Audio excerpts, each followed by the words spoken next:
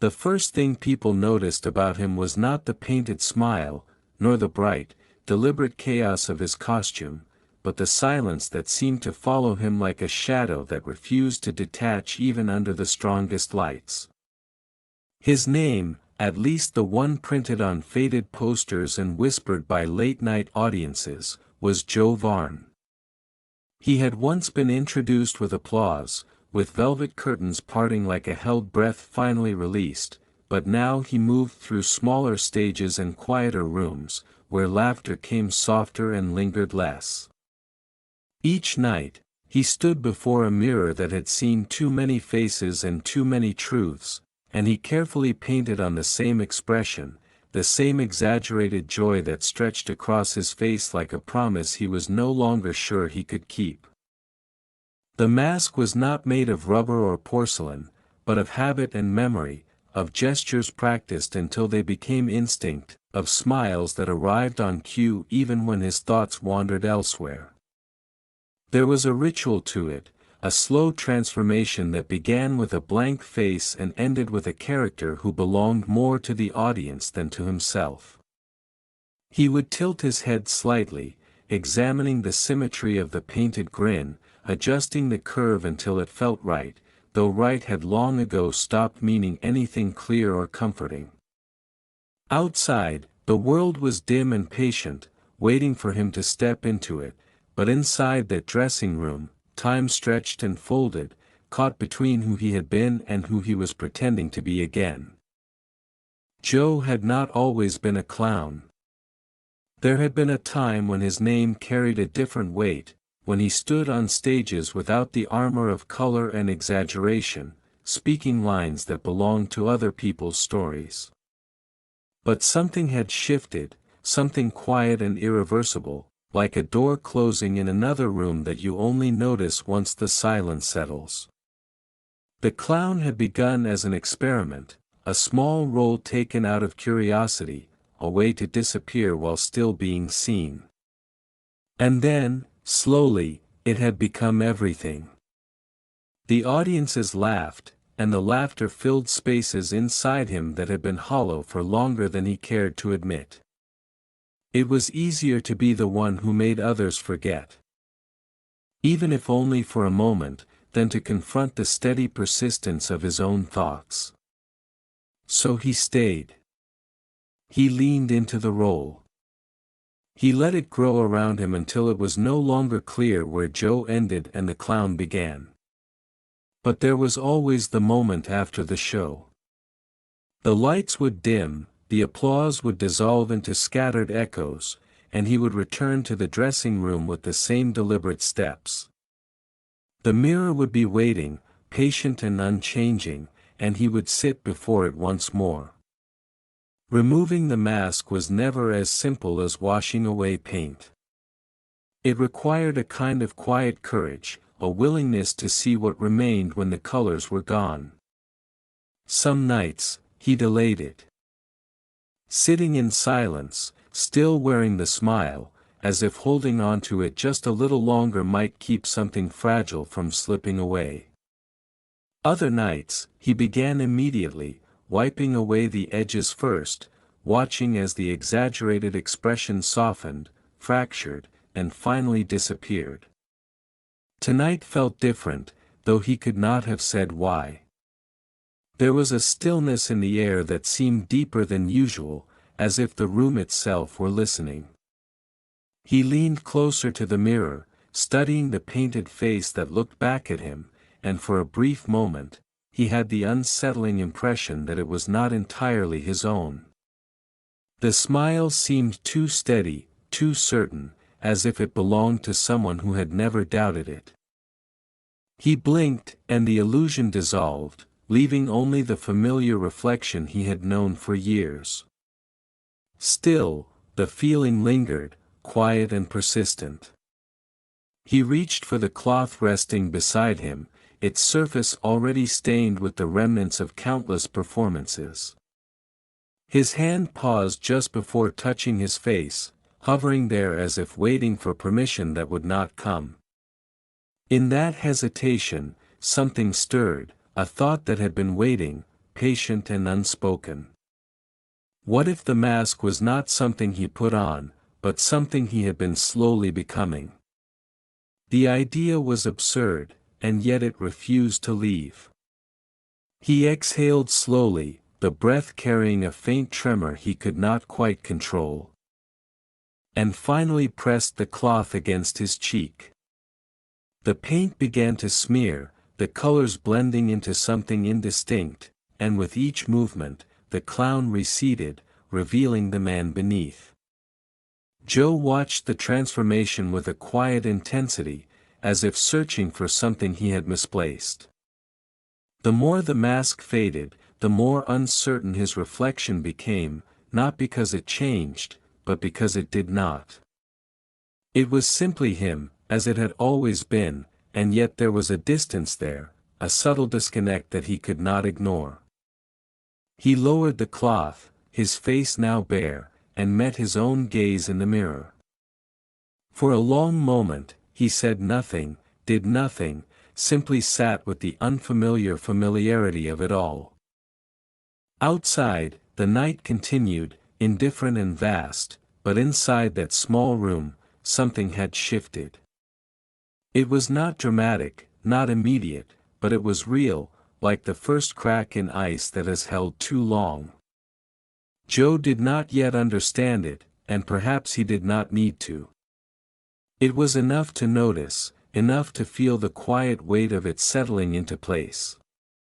He stood slowly, leaving the cloth on the table, and turned away from the mirror. The mask was gone, but its absence felt as present as it had ever been. As he stepped into the dim corridor beyond, the echo of distant laughter still lingered, fading into something softer, something almost like a memory. He walked without urgency. His footsteps steady, his thoughts quieter than they had been in a long time. Somewhere, beneath the layers he had worn for so long, something was beginning to wake, not with noise or certainty, but with a quiet, patient awareness. And though he did not yet know what it meant, or where it would lead, he carried it with him into the night, as gently as one might carry a fragile, newly discovered truth. The corridor stretched longer than it should have, or perhaps Joe walked slower than usual, his steps measured not by distance but by the subtle weight of the thoughts that had begun to gather in him. The theater, once alive with voices and movement, had settled into a kind of resting silence, the sort that feels less like emptiness and more like a held breath that refuses to be released.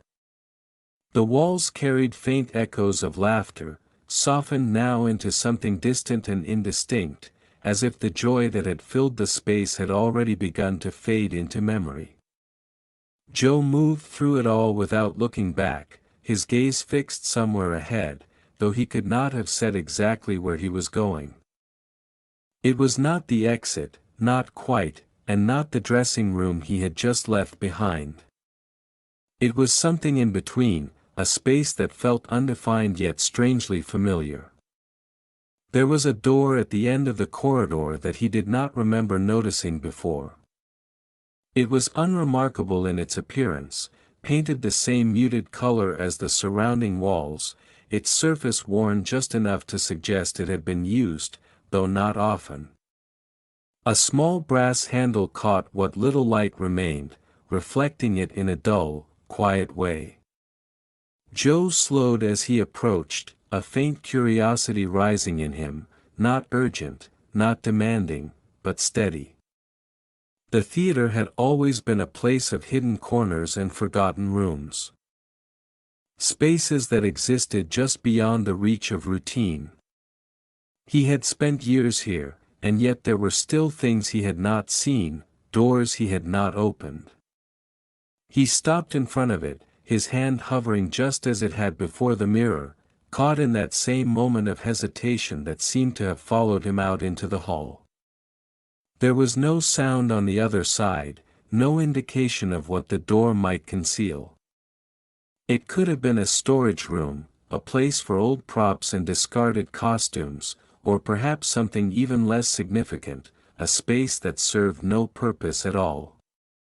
And yet, the stillness around it felt different, as if the air itself had settled more deeply here, as if time moved just a little slower in this narrow stretch of hallway.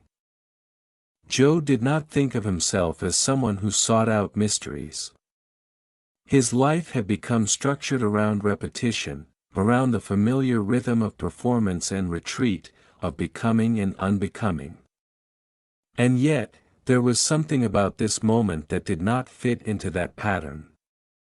It was small, almost insignificant, but it carried a quiet insistence that was difficult to ignore. He exhaled slowly, the breath steadying him, and finally let his hand rest on the handle. The metal was cool to the touch, grounding in its simplicity. For a brief moment, he considered turning away, leaving the door unopened, allowing it to remain just another unnoticed part of the theater. There was comfort in the known, even when it felt incomplete. But the thought did not linger. Instead, he found himself turning the handle with a gentle, deliberate motion, as if careful not to disturb whatever might be waiting on the other side. The door opened without resistance, revealing a room that was both exactly what he expected and not at all. It was small, lit by a single overhead bulb that cast a soft, diffused glow over the space. Shelves lined the walls, filled with objects that seemed to belong to different times and different performances. Old masks rested side by side, their expressions frozen in exaggerated emotions, some joyful, others somber, each carrying a story that had long since been forgotten. There were costumes too, neatly folded or draped over hooks, their colors muted with age. Joe stepped inside, the door closing quietly behind him, the sound soft enough to feel almost intentional. The air in the room was still, undisturbed, carrying a faint scent of dust and fabric. He moved slowly, his gaze drifting from one object to another, taking in the details without fully focusing on any single one. It felt less like exploring and more like remembering something he had never consciously known. There was a mirror here as well, smaller than the one in his dressing room, its surface slightly clouded, as if time had softened its clarity. He found himself drawn to it, though he could not say why. When he stood before it, his reflection appeared as expected, unchanged, unremarkable. And yet, there was a subtle difference, not in the image itself, but in the way it felt to look at it. The distance he had noticed before was still there, but it seemed quieter now, less like a separation and more like a space that could be crossed. On a nearby shelf, a single mask rested apart from the others. It was simple in design, its surface unpainted, its expression neutral, almost unfinished. Joe reached for it without thinking, his fingers brushing against its smooth surface. It was lighter than he expected, almost weightless, as if it carried no history at all. He held it up, examining it in the soft light. And for a moment, the room seemed to grow even quieter, as if waiting. He did not put it on. Not yet. Instead, he lowered it slightly, his gaze shifting back to the mirror. The reflection stared back at him, steady and patient, offering no answers, no guidance. Just presence. Joe exhaled once more, the sound barely audible, and set the mask back where he had found it. There was no revelation, no sudden understanding, only a quiet sense that something had been acknowledged, something small but meaningful. He turned away from the mirror, his movements unhurried, and made his way back to the door. When he stepped out into the corridor again, the theater felt the same as before. And yet not entirely. The silence followed him once more, but it no longer felt like an absence. It felt like a space, open and waiting, a place where something new might take shape, slowly, without urgency. Joe walked on, carrying that quiet awareness with him, not as a burden, but as something lighter, something that did not need to be understood all at once. Joe did not return immediately to the main hall, nor did he leave the theater as he often did after removing his costume and washing away the remnants of performance. Instead, he lingered in the spaces between places, moving without clear direction, guided less by intention and more by a quiet pull he did not resist. The corridor behind him faded into memory, and the small room with its silent mask settled somewhere just beneath his awareness, like a dream not yet fully dissolved by waking.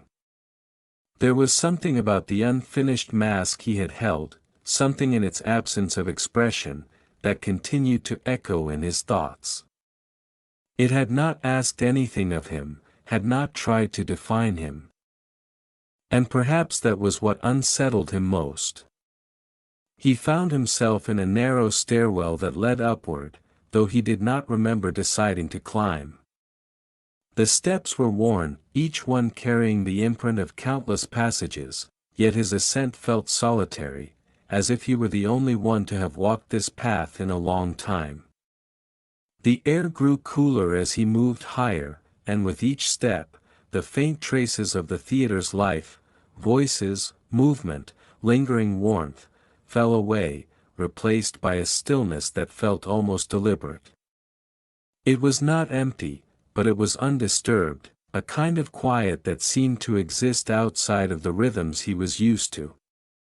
At the top of the stairs, he emerged into a space that was neither entirely indoors nor fully exposed to the night. It was a narrow landing with a single window, its glass slightly fogged, as if it had not been opened in years. Beyond it, the city stretched out in muted tones, the lights distant and softened, their sharpness dulled by the barrier between inside and out. Joe approached slowly, drawn not by the view itself, but by the sense of distance it offered. He rested his hand against the cool surface of the glass, feeling the faint resistance of it, the subtle reminder that separation could be both physical and something more difficult to define.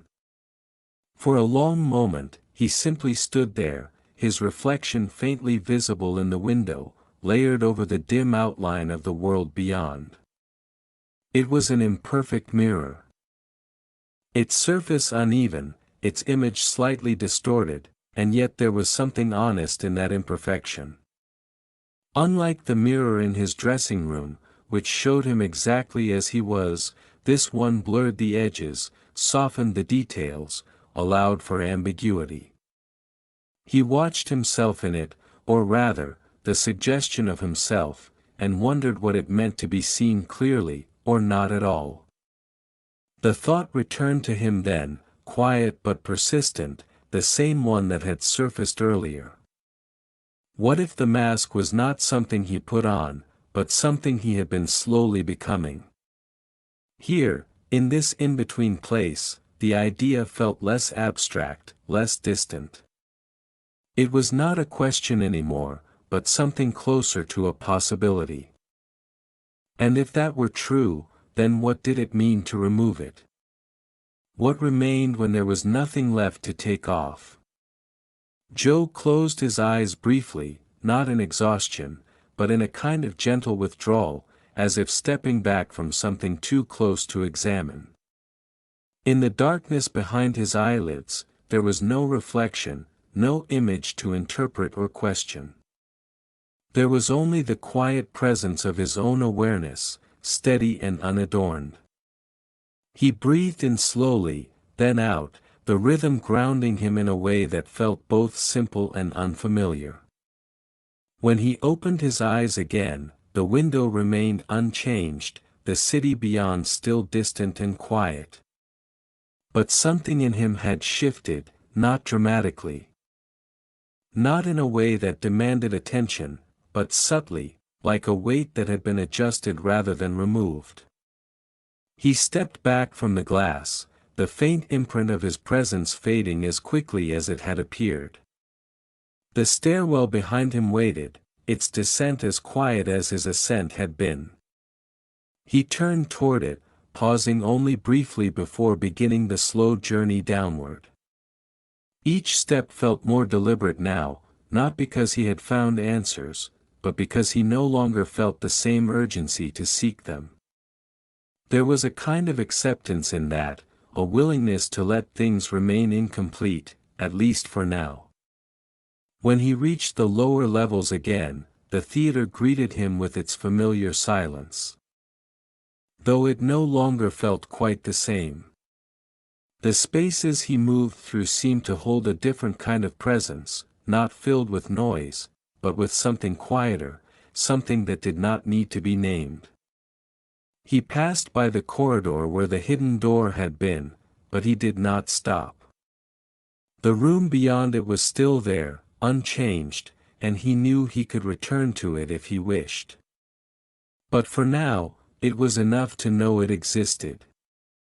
Joe made his way toward the exit at last, the heavy door at the front of the theater standing slightly ajar, as if someone had left it open just enough to invite the outside in. He pushed it gently, stepping out into the night, where the air felt different. Broader, less contained. The city was not asleep, not entirely, but it moved at a slower pace, its energy softened by the late hour. He stood there for a moment, just beyond the threshold, neither fully inside nor completely outside, and allowed himself to simply be in that space. The mask was gone, the performance finished, and yet he did not feel empty. If anything, there was a quiet fullness in the absence, a sense that something was beginning to take shape, not through effort or intention, but through attention.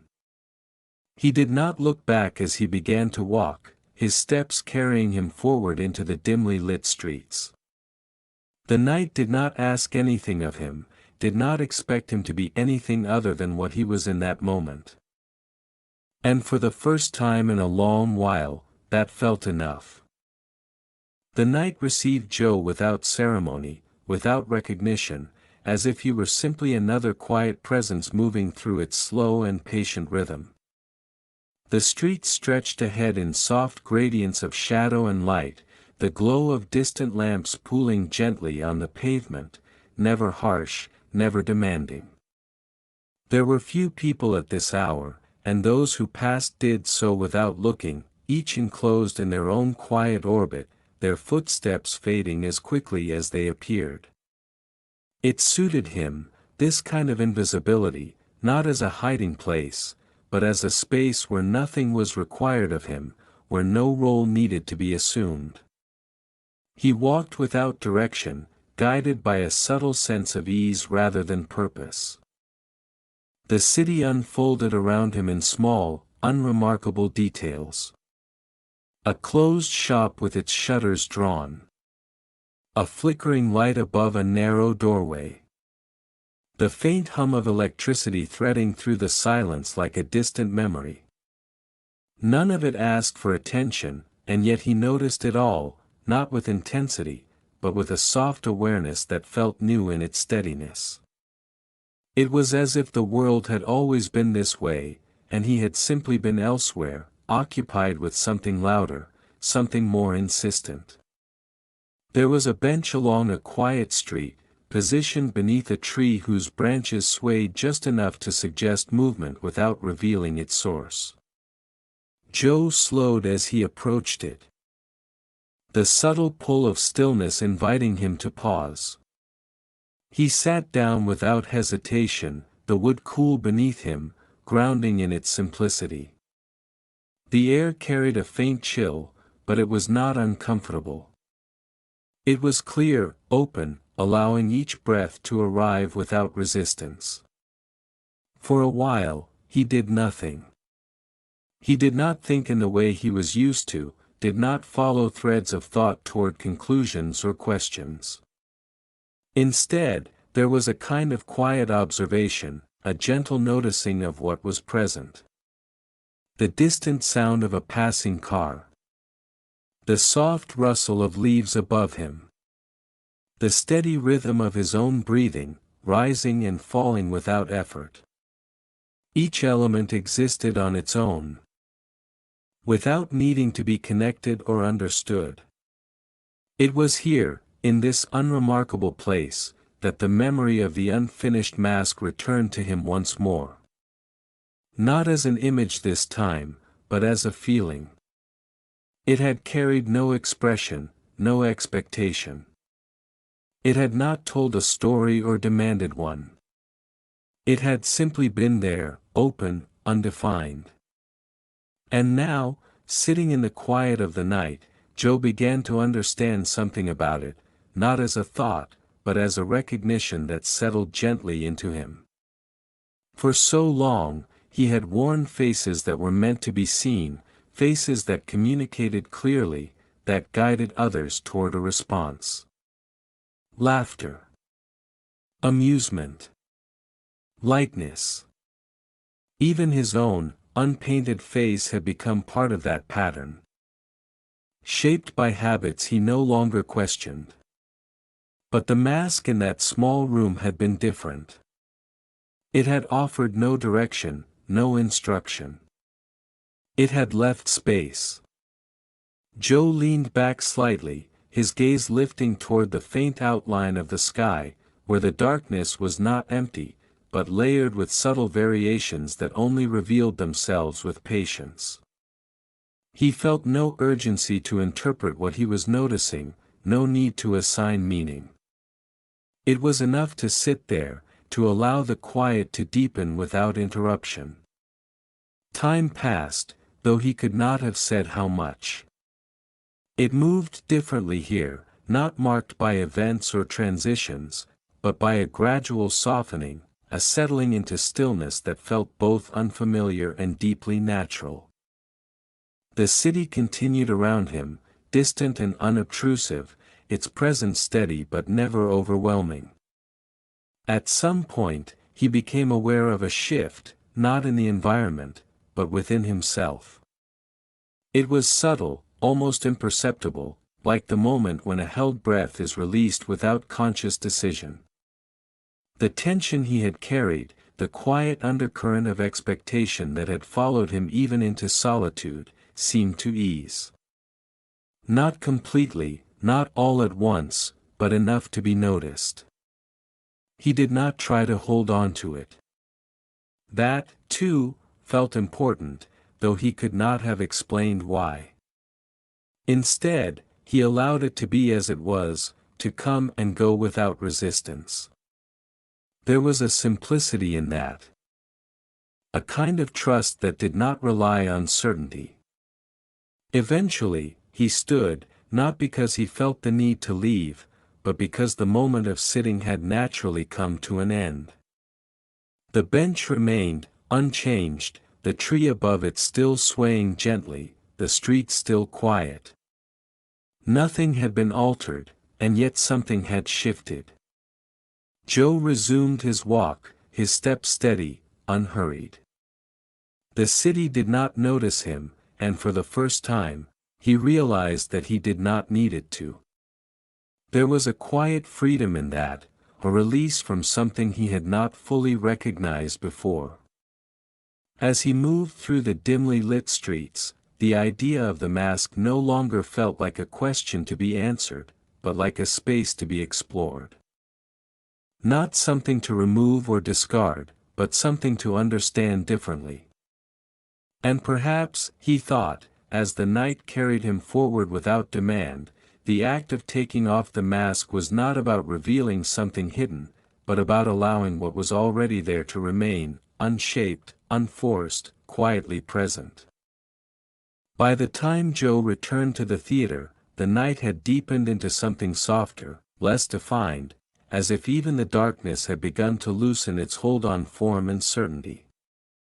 The building stood as it always had, quiet and self-contained, its presence steady against the slow passage of hours.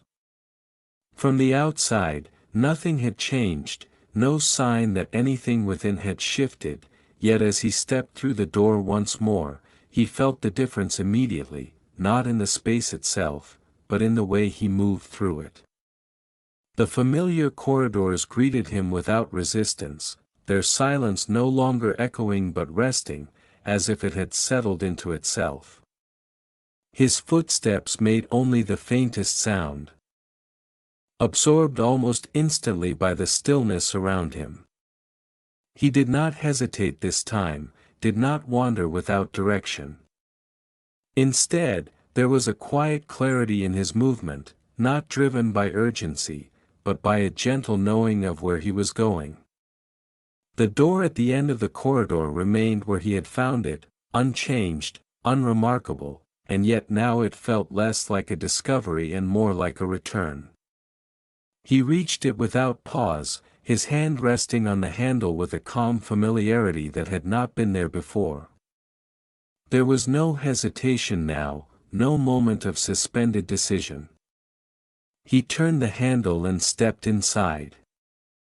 The room welcomed him in the same quiet way, its contents untouched, its air still and patient. The shelves, the costumes, the many faces frozen in their exaggerated expressions, all remained as they had been. But they no longer drew his attention in the same scattered way. Instead, his awareness moved gently through the space, settling without effort, without the need to linger on any single object. The small mirror stood where it had before, its surface still slightly clouded, its reflection softened at the edges. Joe approached it, not out of curiosity, but with a sense of quiet intention. When he stood before it, his image appeared once more, steady and unadorned.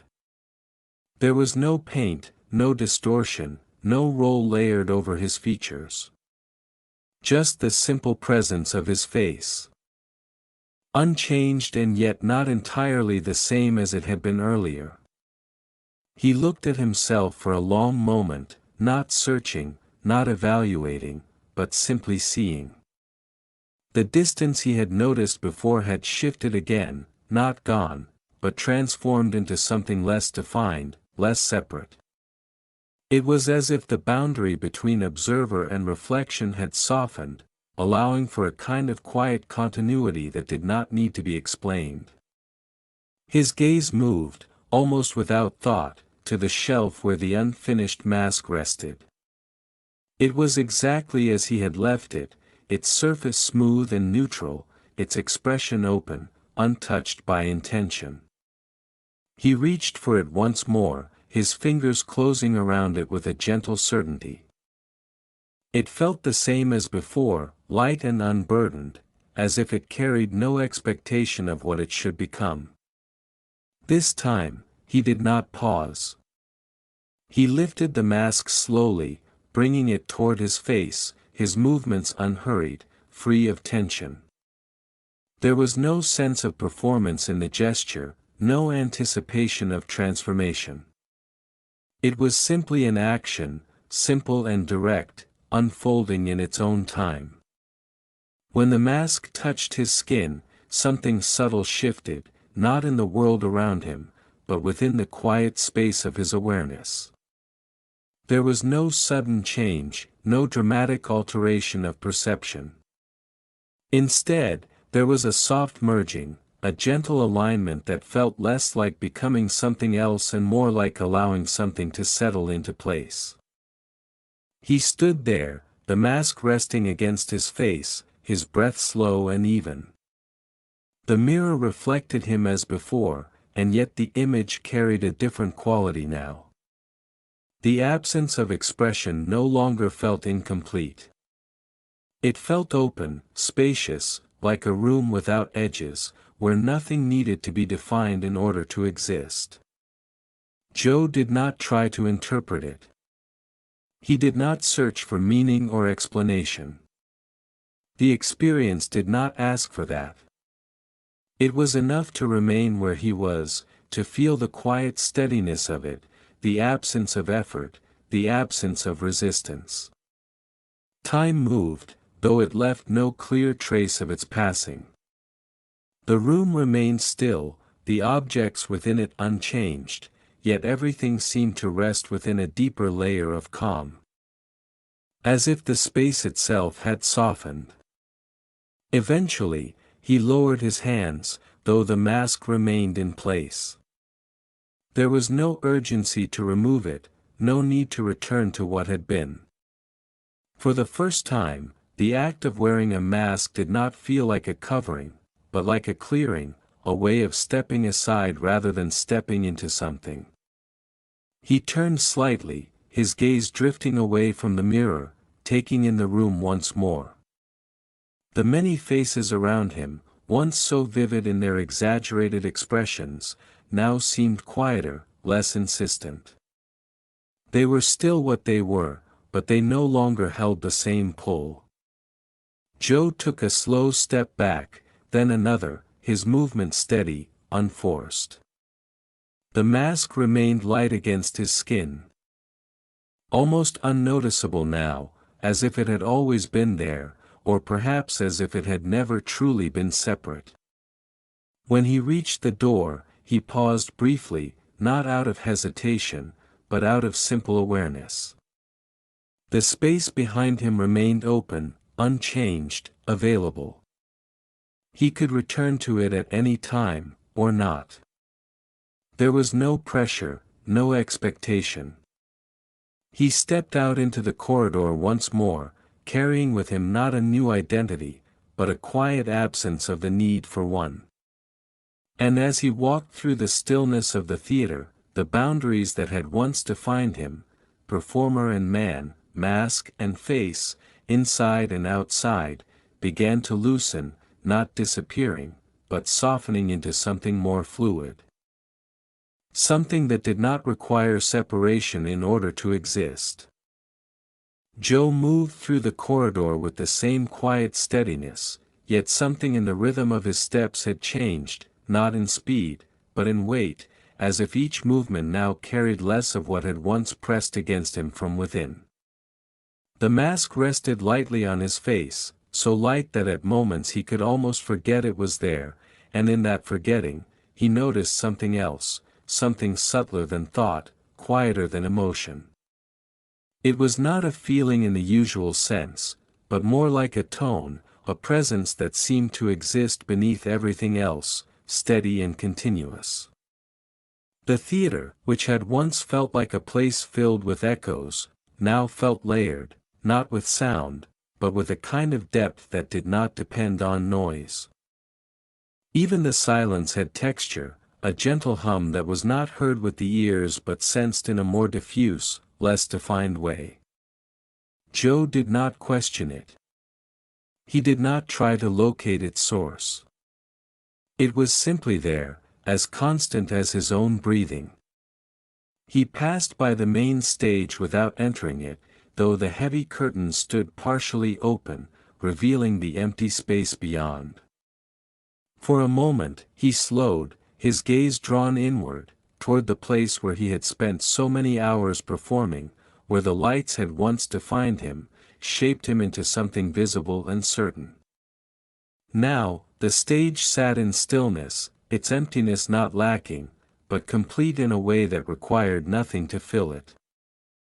Without fully deciding to, Joe stepped inside. The wooden floor responded with a faint, hollow resonance beneath his feet, a quiet acknowledgement of his presence. The seats beyond were empty, rows upon rows fading into shadow, their shapes barely outlined by the dim residual light that lingered in the space. There was no audience, no expectation, no gaze to meet or avoid. Just space, open and undemanding. He moved toward the center of the stage, each step unfolding naturally, without performance, without intention to be seen. When he reached the middle, he stopped, not as a mark, not as a position to be held, but simply because there was nowhere else to go. It was the center. Not because it had been defined as such, but because he had arrived there. For a moment, nothing happened. Then, slowly, he became aware of the same subtle presence again, the quiet tone that seemed to rest beneath everything. Here, on the stage, it felt clearer, not louder, but more distinct, as if the openness of the space allowed it to be noticed more easily. It was not coming from the room, not from the air or the structure of the building. It was not separate from him either. It simply was, constant and unchanging. Joe stood with it, not listening, not searching, just allowing it to be present. His breathing aligned with it in some unspoken way, not controlled, not directed, but naturally settling into a rhythm that felt effortless. The usual sense of being someone standing somewhere began to soften, not disappearing, but becoming less defined, less central. There was no need to move, no need to act. And yet, after some time, he lifted his hand. The gesture was slow, unplanned, rising into the space before him without purpose. It was not a performance, not a signal, not a beginning of anything. It was simply movement, happening without effort.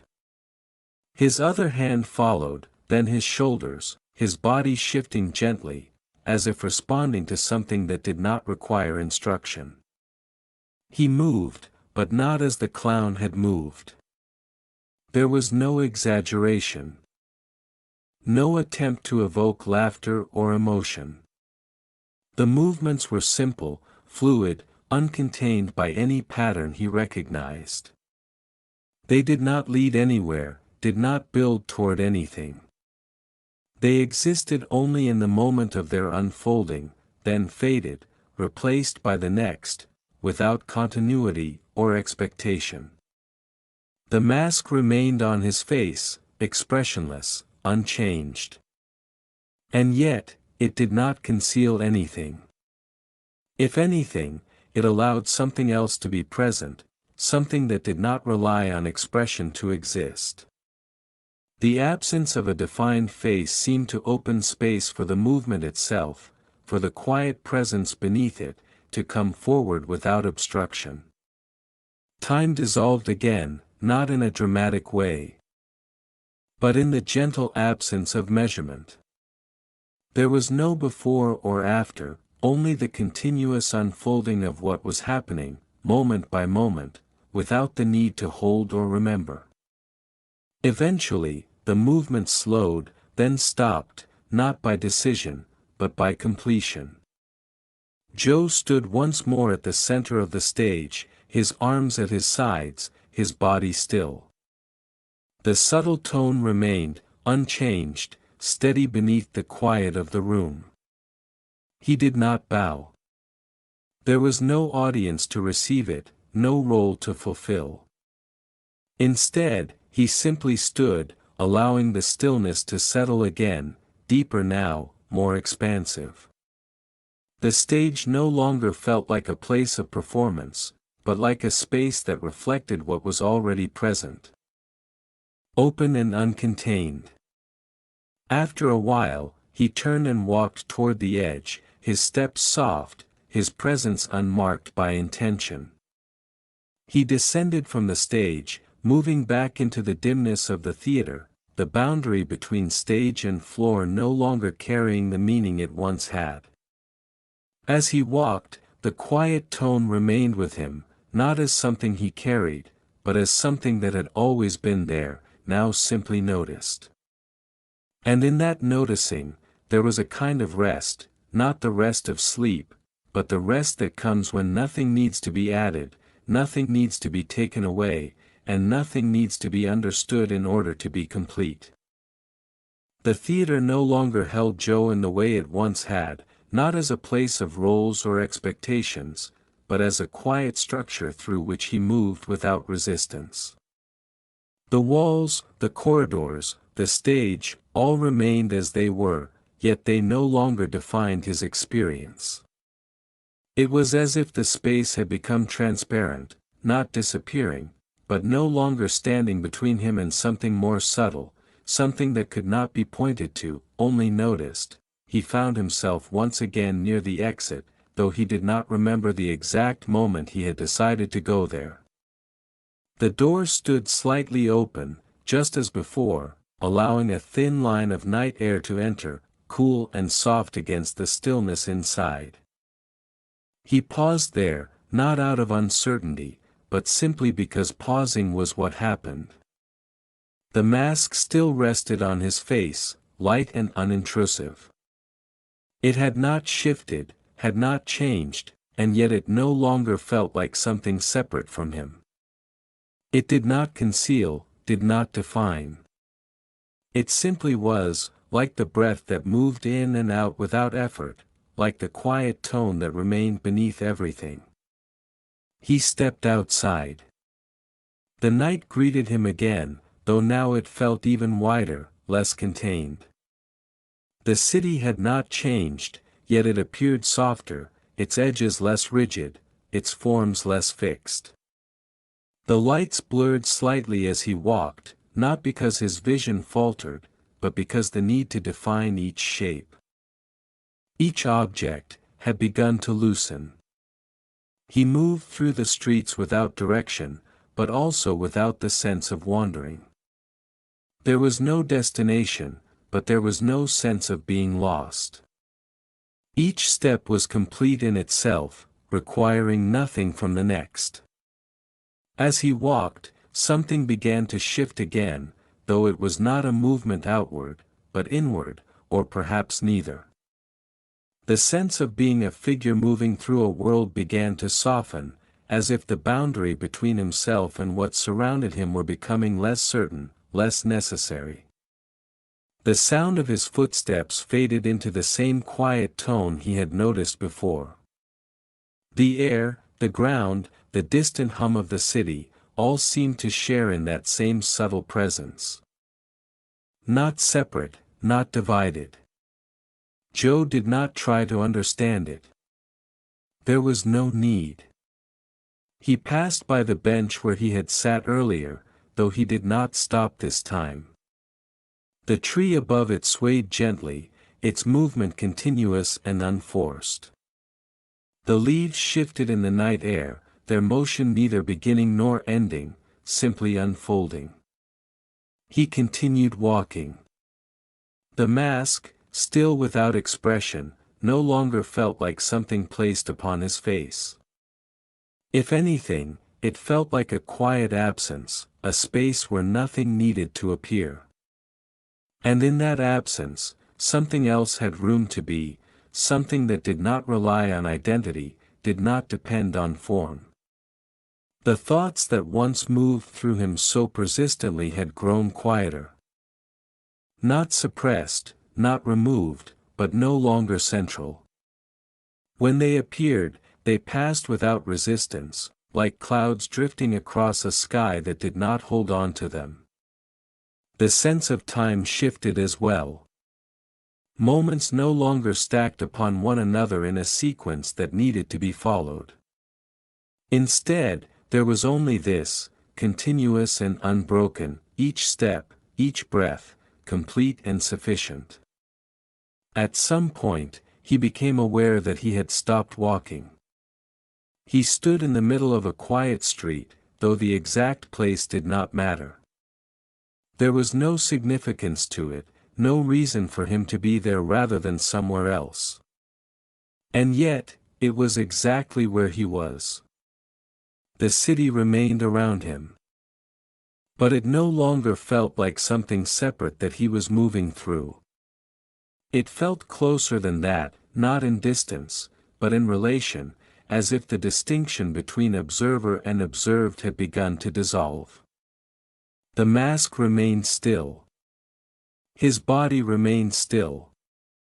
And yet, there was movement, not outward, but within the quiet presence that had been there all along. Joe closed his eyes, not to withdraw, not to escape, but because closing them changed nothing. The same presence remained, the same quiet tone, the same absence of separation. Whether his eyes were open or closed made no difference. For a moment, or perhaps for much longer, there was no sense of being Joe, no sense of being a clown. No sense of being anything at all in the way he had once understood it. There was only this. Not empty. Not full. Just present. When his eyes opened again, the city was still there, the street unchanged, the night steady and vast. But the way it was seen had shifted completely. There was no center from which he observed. No edge where he ended and the world began. The mask rested on his face, yet there was no one behind it in the way there once had been. And still, he stood. Still, he breathed. Still, the quiet tone remained, unbroken, unmoving, and yet alive in a way that did not depend on change. After some time, movement returned, not as a decision, but as a continuation. His foot lifted, then settled again against the ground. Another step followed, then another. The world moved, or perhaps he did. It no longer mattered. There was no distinction to hold on to. And in that gentle dissolving, there was no loss, no absence, no emptiness to be filled. Only a quiet, endless unfolding that asked for nothing and offered everything at once, without ever needing to be named. Morning did not arrive all at once, but unfolded slowly, almost imperceptibly, as if the night itself were loosening its grip rather than being replaced. The darkness softened into shades of gray, and the outlines of the city began to reappear, not sharply, but with a kind of quiet patience. Joe walked as the light grew, though walking no longer felt like movement from one place to another. It was simply what was happening, step after step, without destination, without departure. The mask remained on his face, unchanged, untouched by the passing of time. It did not gather meaning as the hours shifted, did not become heavier or lighter. It simply rested there, like the breath. Like the quiet tone that had never left him. The world around him brightened, but nothing within him needed to adjust. There was no transition to follow, no state to enter or leave. The streets slowly filled with the earliest signs of waking life. A distant door opened. A faint clatter of something being moved echoed briefly, then faded. A window reflected the growing light. These small movements did not disturb the stillness. They arose within it, as naturally as anything else, without conflict, without interruption. Joe passed by people now, a few at first, then more. They moved with purpose, their gestures shaped by intention, their expressions carrying traces of thought and concern. Anticipation and routine. Some glanced in his direction, their eyes briefly resting on the mask, perhaps registering it as unusual, perhaps not noticing at all. But their reactions, or lack of them, did not reach him in the way they once might have. There was no sense of being seen or unseen. There was only what was happening, complete in itself. He walked past a small cafe, its door just opening, the scent of something warm drifting outward into the morning air. The sound of a chair being set down, the soft murmur of a voice inside, all of it appeared and disappeared within the same open space of awareness, leaving no trace, no accumulation. There was a park ahead, its entrance marked by a simple iron gate that stood open. Inviting without insistence. Joe moved toward it without deciding to, his steps carrying him across the threshold and onto a path lined with trees.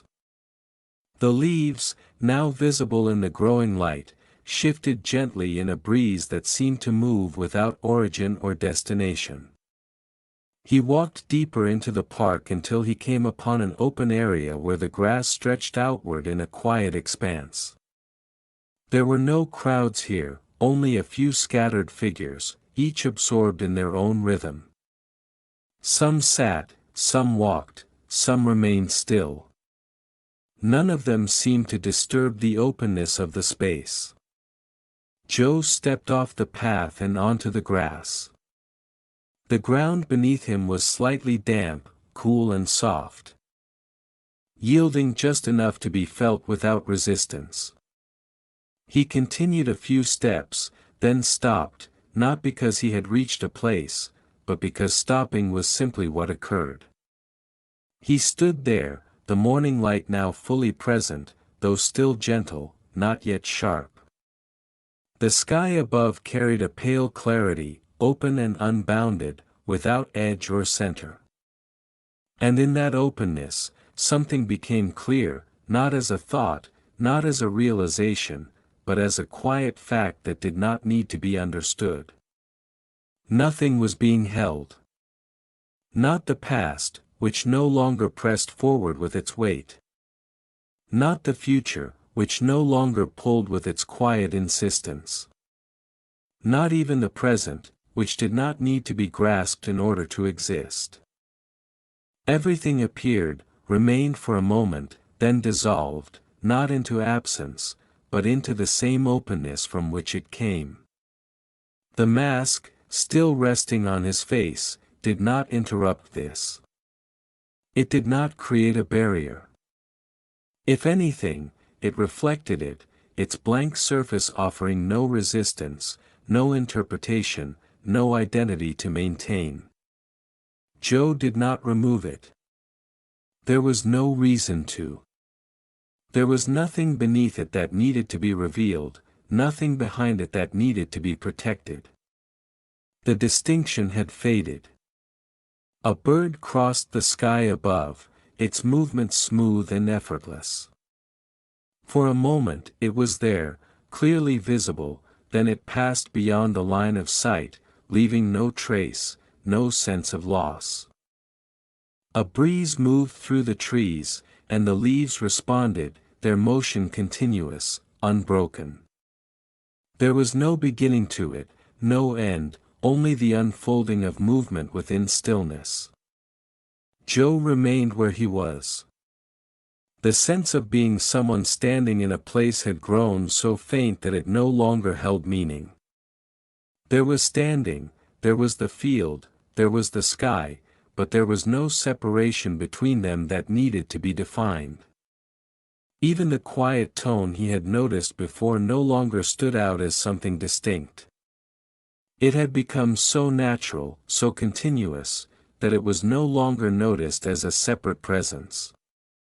It simply was, as everything was. Time passed, though it left no imprint. Eventually, movement returned again, not as a decision, but as a continuation of what had never truly stopped. His foot lifted, then settled forward, the body following, the rhythm of walking reappearing without effort. He moved through the park, past the trees, past the quiet figures, back toward the open gate. The city waited beyond, not as something separate, but as part of the same unbroken field. There was nothing to carry with him.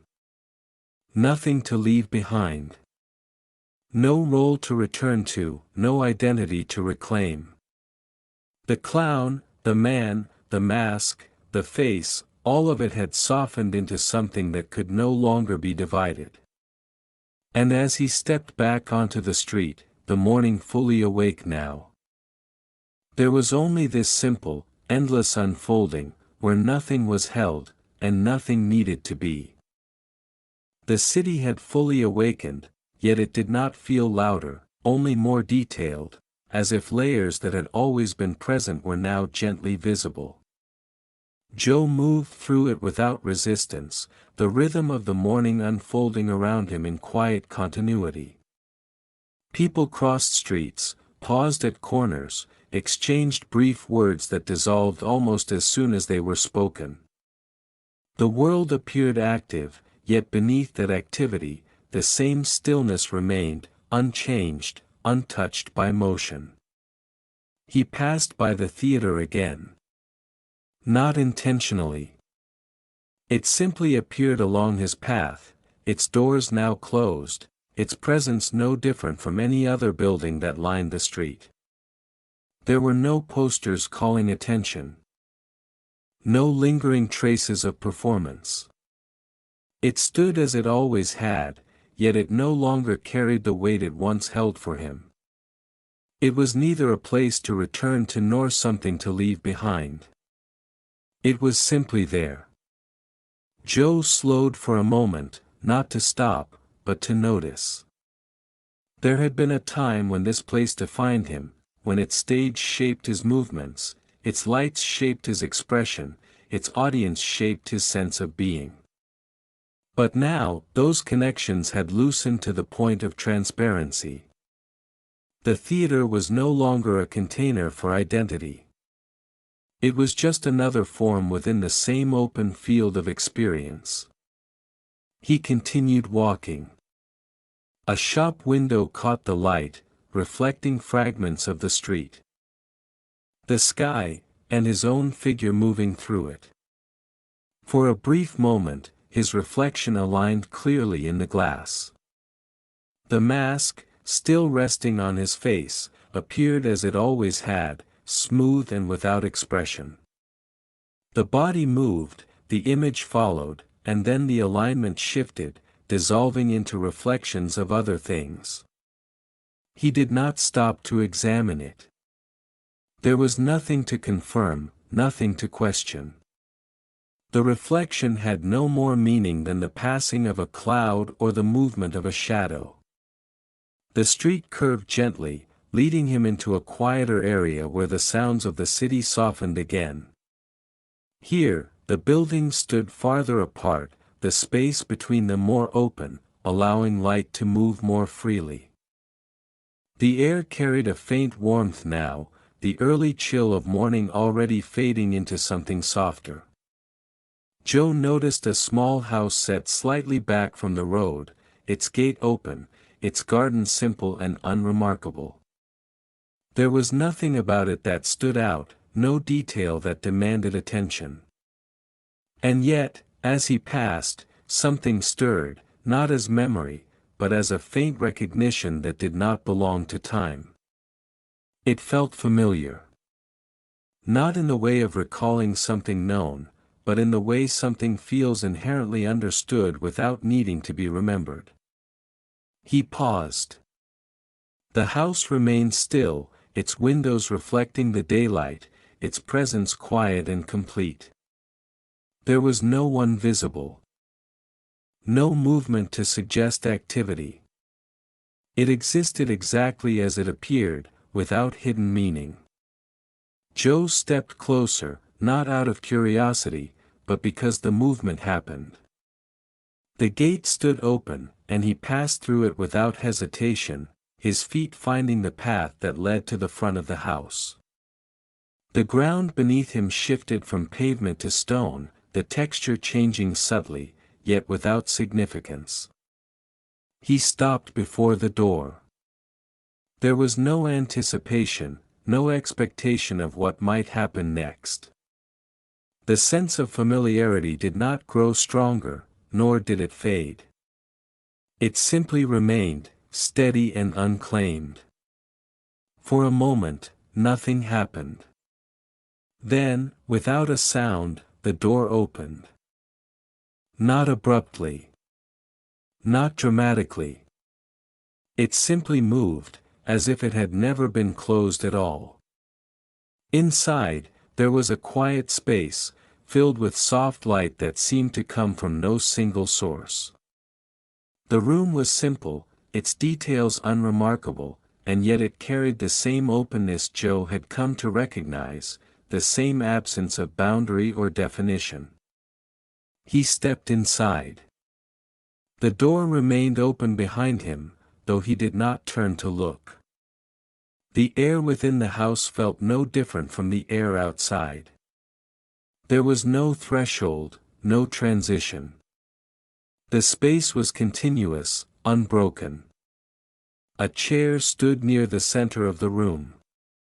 He moved toward it and Saturday. The action was simple, complete in itself. Without purpose or result. The mask remained on his face. The room remained still. And within that stillness, something became clear, not as a realization, but as a quiet absence of confusion. The familiarity he had felt was not connected to the house, not to the place, not to anything that could be located or remembered. It was this. This openness. This absence of separation. This presence that had no beginning and no end. It had never been lost. It had never been found. It simply was. The house did not contain it. The city did not obscure it. The mask did not hide it. It was the same in all places, in all forms, in all moments. Joe sat quietly, his body at rest, his breathing steady. There was no one sitting. No one observing. Only the quiet unfolding of what was already complete. Time passed, or perhaps it did not. Eventually, he stood. The movement was natural, unmarked by decision. He walked back toward the door, stepping outside once more into the open day. The house remained behind him, unchanged, though it no longer held even the faint suggestion of familiarity. There was nothing to return to. Nothing to revisit. Nothing to carry forward. The street stretched ahead, the city continuing in its quiet motion. And as Joe walked, the sense of self that had once defined him no longer gathered around any form, any role, any image. There was only this seamless continuity. Where the familiar had never truly been separate, and where nothing had ever been other than what it already was. The day unfolded without urgency, its light steady and unassuming, as if it had always been present and would remain long after any need to notice it had passed. Joe walked without direction, though the idea of direction itself had grown faint, no longer guiding or shaping his movement.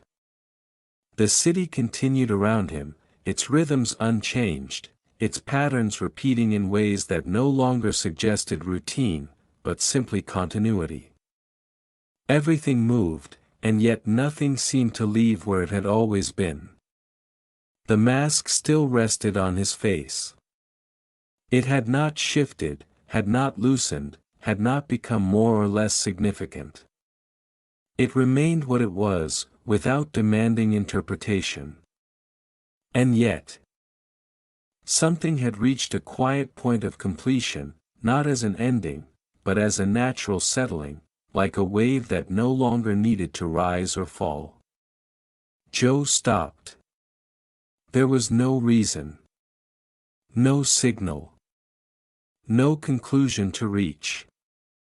Stopping simply happened, as everything else had. He stood in an open space between streets, where the sounds of the city softened into a distant hum. The sky above was clear, wide and uncontained, holding nothing and everything without distinction. The ground beneath him was steady, unremarkable, offering no resistance to his presence. For a moment, or perhaps beyond what could be called a moment, there was only stillness. Not the absence of movement. Not the absence of sound. But a stillness that included everything without being disturbed by anything. The mask rested lightly. His breath moved. The world continued. And then, without intention, without decision, his hands rose. They did not reach with purpose. They did not act with effort. They simply lifted, meeting the surface of the mask with a quiet ease that carried no meaning beyond the action itself. His fingers touched it. There was no anticipation. No expectation of what would be revealed. No thought of what would remain. The mask had never truly hidden anything. And so, when it began to move, when it gently separated from his face, there was no unveiling, no transformation waiting beneath. It came away easily. Without resistance. Without weight. He held it for a moment, though even holding had lost its sense of possession. It was simply there, resting in his hands, as his hands rested in the space around them. His face remained. Unchanged. Unrevealed. Not because it was hidden, but because there was nothing to reveal. The clown had taken off the mask. But the clown had never been separate from the man. And the man had never been separate from anything else. The distinction had always been imagined, gently maintained through habit, through repetition, through the quiet insistence of identity. Now, that insistence had softened into nothing. Joe did not look at the mask. He did not need to. Its presence no longer defined anything. Its absence no longer changed anything. He let it fall. Not discarded. Not rejected. Simply released. It touched the ground without sound, resting where it landed, as naturally as a leaf settles when it no longer needs to hold on to the branch. He stood there, his face open to the air, though it had never been closed. There was no sensation of exposure. No sense of vulnerability. Nothing had been removed. Nothing had been uncovered. Only the idea of something being there had quietly dissolved. The world remained as it was. The sky stretched endlessly. The distant sounds continued their soft, unbroken hum. People moved somewhere beyond, unseen, unheard, yet not separate. And within all of it, there was no center. No one standing apart to observe. No one left to define what was happening. There was only this. Unbounded. Unheld. Complete. The name Joe Varn no longer gathered meaning. The role of the clown no longer pointed to anything. Even the act of taking off the mask did not stand as an event. It had no beginning. No end. It was simply part of the same continuous unfolding that had never been interrupted. He remained where he was. Or perhaps there was nowhere left to remain in. The body stood. The breath moved. The light shifted slightly as time passed. But none of it belonged to anyone. None of it needed to be understood.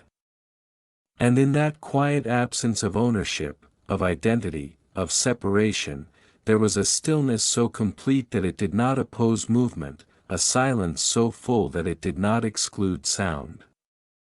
The clown had taken off the mask. And nothing had changed. Because there had never been anything to remove. Only the gentle illusion that there had been.